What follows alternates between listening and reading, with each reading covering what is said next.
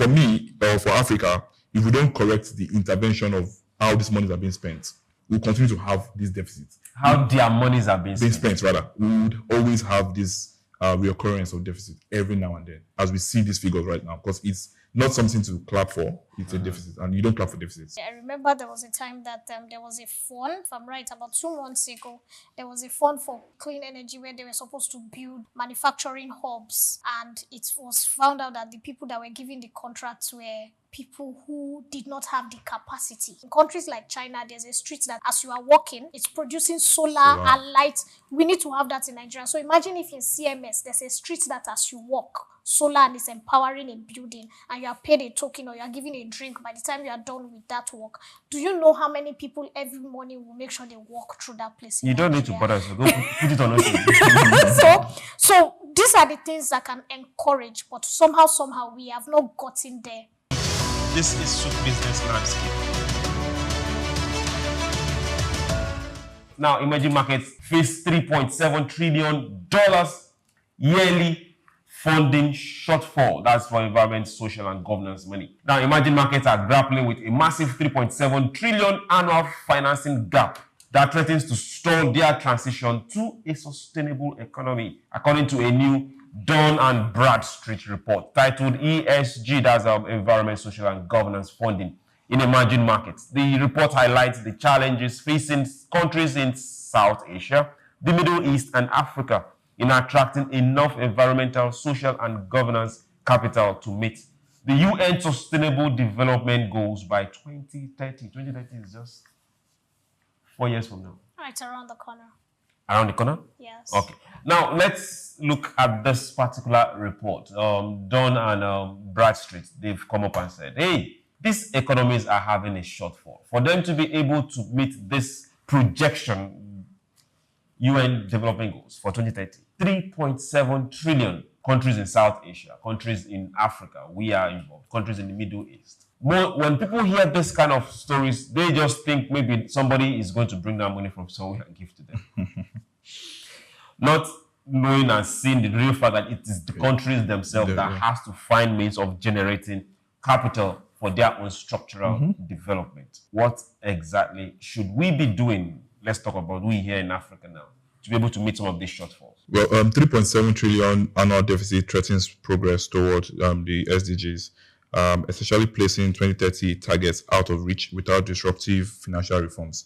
Now, it comes in two ways: the policy framework to ensure that you are being transparent enough with regards to these monies. You know, when you talk about money, we just hear figures, and when you talk about figures, you're talking about how it affects the regulatory framework of how these monies are being spent, how they are being distributed, and all of that. And then, of course, for investors, I'm not hearing how they are being generated. How they're being generated, well, that's even the most important. And for investors, the report signals untapped upside. High growth emerging economies represent an attractive long-term ESG play if de-risked appropriately. So, for me, for Africa, if we don't correct the intervention of how these monies are being spent, we'll continue to have these deficits. How their monies are being spent. We would always have this reoccurrence of deficit every now and then, as we see these figures right now, because it's not something to clap for, it's a deficit, and you don't clap for deficit. So that's just my take on it. Okay. Now, while you hold your take on that, Swift, I'm coming to you. Now, we've not been able to generate enough to fund our development and infrastructural plans. But now, the ones we've been able to generate, how do we block leakages? Not just Nigeria, but in Africa. How do we block leakages? Blocking leakages is not going to be very easy. I remember there was a time that there was a fund, I think, if I'm right, about 2 months ago, there was a fund for clean energy, where they were supposed to build manufacturing hubs. And it was found out that the people that were giving the contracts were people who did not have the capacity. too. So it was people who had the capacity, who are into green energy, that came out to protest, who already had manufacturing plants, who said, look, we all applied for this, and the names we are seeing on this list. And so the House of Rep was like, they were going to probe that list. I haven't heard anything about that. And those are part of the challenges we are having. We know that there's a global fund. It's a good thing that we're talking about the 3.7, because we know there's an international global fund that comes to different parts of the world. I'm happy Asia is added right now, because they always do Africa, like we're the only ones that have problems when it comes to green energy. We know how much Nigerians, or let me use Nigeria as a case study, we are trying. We are doing a lot of the rechargeable, we are doing a lot of renewable energy, we are doing a lot of recycling, and just to get it together.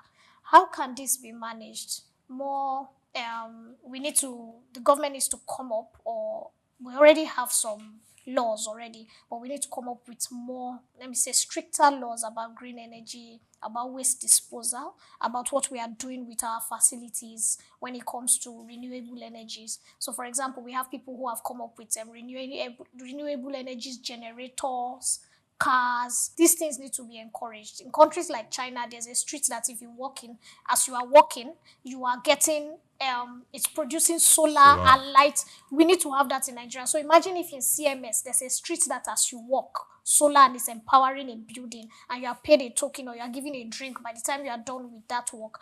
Do you know how many people every morning will make sure they walk through that place? You don't need to bother. So go put it on us. So these are the things that can encourage, but somehow we have not gotten there as a country, as Nigerians. So we just need to push for it, and we need to be very, very intentional. The challenge with Nigeria is sometimes we're intentional. There was a governor in Lagos State who was into renewable energy as of 16 years ago, and he made sure that he put in street lights that were solar powered. And then another governor came and replaced him and took out all those streetlights and made them generator powered. Somebody needs to supply this. No, this is what we are saying. Okay. So that means that governor took Nigeria or took Lagos State 10 years forward.